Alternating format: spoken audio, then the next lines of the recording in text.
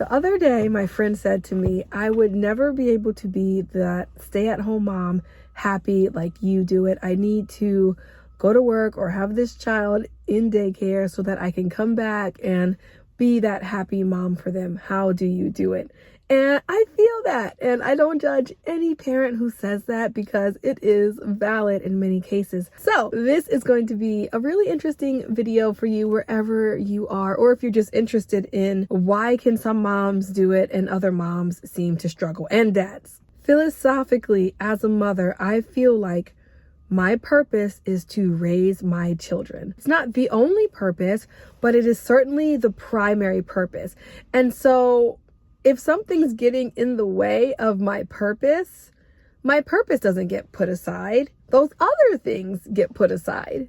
See, the problem for many moms comes in when they are trying to do other things outside of that purpose. And I want to make it clear, this is not a religious thing, because I know moms who are not religious at all. They may be more spiritual, and they still believe that as a mother, it is your duty, your responsibility to be first and foremost raising your children. But the problem comes in when you're trying to do other things besides mothering your child. You're trying to work and mother your child. You're trying to clean and mother your child. And when you find out those things are not compatible, it can become very stressful. Imagine if your only job were to take care of your child. It wouldn't be so stressful, right? Well, that's how we think of it. We think like, good for that other stuff, but this is my job. So here's what that philosophy looks like in real life. If work is getting in the way of mothering my child, then I'm not going to do that work. I'm not going to say to my child, I have to work. I'm going to say to my work, I have a child. Many mothers choose work over their children because they feel like if they're not working, then they're not providing for their children. We look at it the opposite way. We're going to figure out a way to provide for our children doing the smallest amount of work as possible. We're going to figure out how to work and have our children. We're not going to put work and material things on this pedestal. I already know what you're thinking, but we have to work to feed our children. Okay, yes, but how much work do you have to do to feed your children? How much work do you actually have to do? I like to say it this way. You are the boss of your own life. Whether you're self-employed or whether you work for someone, you're the boss of your own life. So for me, I'm going to make it so that whatever I say goes. So let me give you an example. I was on a phone call with Google. We were talking about a major deal, like a 6-figure deal. At this time, I was working as a manager for my sister. My sister has 8 kids, and her philosophy is also children come first, then work. So at the time, I don't remember which baby she had, but one of her kids was a baby. So we have this meeting scheduled to talk about this huge business deal with Google, and the baby wasn't asleep. We had expected that maybe the baby would be asleep at that time. The baby wasn't asleep. Did she freak out about it? Nope. She sure did have that baby on the phone call with her. Baby was slapping. I think it was a Jayu. Whoever the baby was on that call, was slapping the webcam down, was crying, moving, shaking her body all around, breastfeeding half the time. And my sister's just on the call, like addressing the baby, but also just listening in on the call, unmuting when she had a question or typing her question for me, letting me relay it, and that's it. It's not that serious. Now, a lot of parents would have been like, oh my gosh, that's so unprofessional. Especially the older people would be like, so unprofessional. You have your baby on this phone call, but we made it work.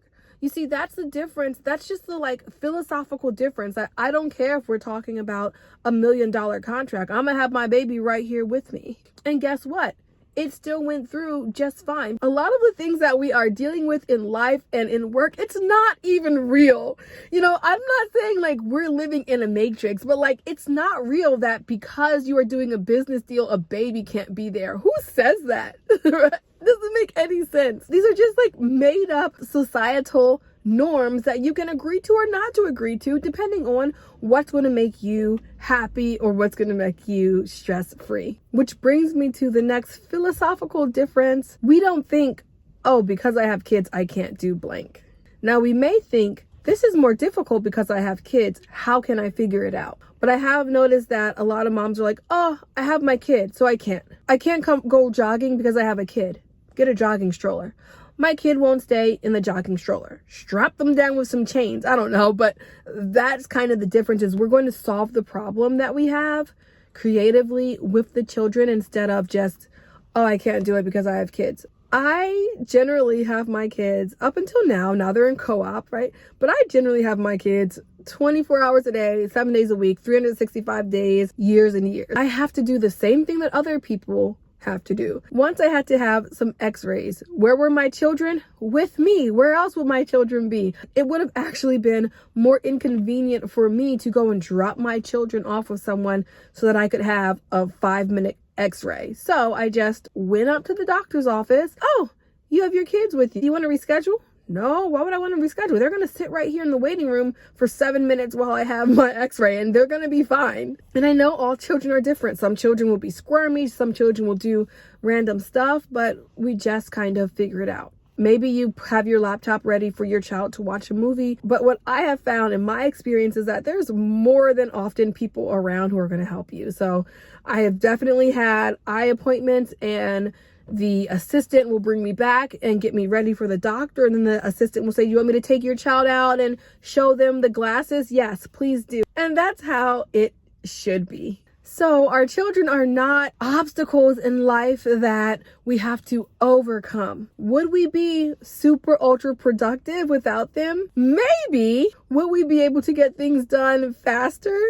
Maybe, but also who cares? And also maybe not, because there are a lot of people with kids and they're not ultraly more productive than you are. So that's basically it. It's mostly a philosophy, but I will give you a couple quick tips that help with the just like bringing down the stress levels. Number one, when you start to feel stressed, cut out the noise. How do you do that? If you're in a big house, just find a room, put your child in the room, close the door, and walk away. If you're not in a big house, use noise canceling, earbuds, listen to music, or use earplugs. A lot of time that stress is coming from the sounds you are hearing and not necessarily from the situation itself. So if your baby is crying, what I have found is that if you put in those headphones and you're watching a baby cry, all of a sudden it's not that triggering. You just see a cute baby crying, and that piercing cry doesn't get into your soul.